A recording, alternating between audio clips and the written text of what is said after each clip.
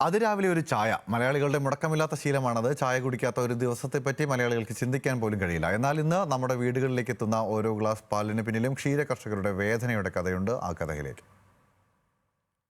കടുത്ത ചൂടും ജലക്ഷാമവും രൂക്ഷമായതോടെ പ്രതിസന്ധിയിലായിരിക്കുന്നത് ക്ഷീരകർഷകരാണ്. ദിവസം 1500 ലിറ്റർ പാൽ സൊസൈറ്റികളിൽ എത്തിയിരുന്ന സ്ഥാനത്ത് ഇപ്പോൾ ലഭിക്കുന്നത് 300-500 ലിറ്റർ മാത്രമാണ്. ഈ സ്ഥിതി തുടർന്നാൽ വലിയ പ്രതിസന്ധിയിലേക്ക് കാര്യങ്ങൾ നീങ്ങും.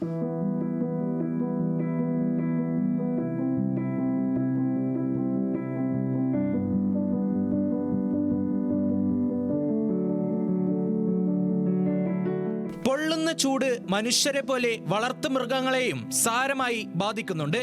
ചൂടിന്റെ സമ്മർദ്ദത്തിൽ പശുക്കൾ തീറ്റയെടുക്കുന്നത് കുറഞ്ഞതോടെ പാൽ ഉൽപാദനത്തിലും ഗണ്യമായ ഇടിവ് സംഭവിച്ചു.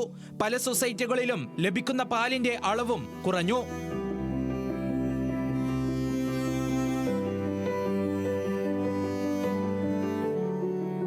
കടുത്ത ചൂട് പശുക്കളുടെ ആരോഗ്യത്തെ ബാധിച്ചു തുടങ്ങിയതോടെ തൊഴുത്തുകളിൽ കൂളിംഗ് സംവിധാനങ്ങൾ ഒരുക്കാൻ കർഷകർ നിർബന്ധിതരാകുകയാണ്.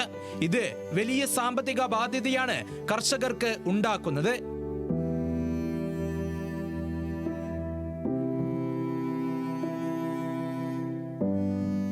ജലക്ഷാമവും ക്ഷീരകർഷകർക്ക് വലിയ വെല്ലുവിളിയായി മാറിയിരിക്കുകയാണ്.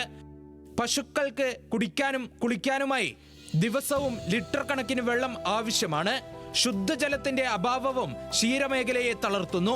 പാലുൽപാദനത്തിലെ കുറവും പരിപാലന ചെലവ് കൂടിയതുമാണ് ക്ഷീരകർഷകരെ വലയ്ക്കുന്നത്. പാലിന്റെ ഉൽപാദനം ഏതാണ്ട് 1/3 എന്ന പെർസെൻറ്റേജിൽ പാല് കുറയുകയാണ്.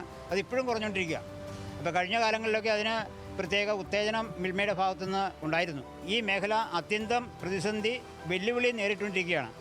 അതിനെ തരണം ചെയ്യുന്നതിന് ശക്തമായ ഉത്തേജനവും മോട്ടിവേഷനും ഈ മേഖലയ്ക്ക് കൊടുത്തില്ല എന്നുണ്ടെങ്കിൽ നമുക്കറിയാവുന്ന പോലെ പച്ചക്കറി തമിഴ്നാട്ടിൽ നിന്ന് കൊണ്ടുവരുന്ന അവസ്ഥയിൽ പാലും മറ്റ് സ്റ്റേറ്റുകളിൽ നിന്ന് നമുക്ക് കൊണ്ടുവരേണ്ടതായിട്ട് വരും.